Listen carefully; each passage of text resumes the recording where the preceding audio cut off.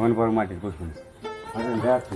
বন্ধুরা, আমি এখন লাহিড়ী সাহেবের জমিদারের বাড়ির ভিতরে ঢুকবো।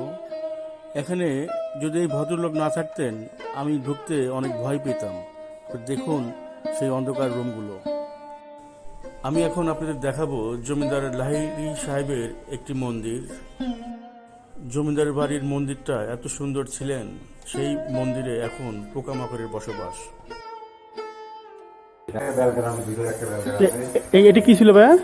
একটা মন্দির ছিল ভাই, এই জায়গাটা মন্দির ছিল। শব্দ কিসের এটা?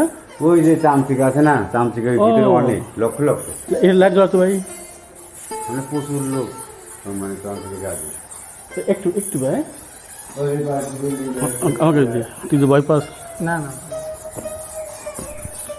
আপনারা শব্দটা নিশ্চয়ই শুনে বুঝতে পারছেন, চামচিকার শব্দ। এখানে হাজার হাজার চামচিকা আছে। আমি অন্ধকার দেখে আপনাদের কিছু ওটা দেখাতে পারছি না। আমি লাইট জ্বালাইছি, মোবাইলের লাইট, তারপরেও দেখা যাচ্ছে না। অনেক শব্দ পাচ্ছি আমি, এবং কি আমি এখানে অনেক ভয় লাগতেছে অন্ধকারের মধ্যে। ভাগ্য ভালো স্থানীয়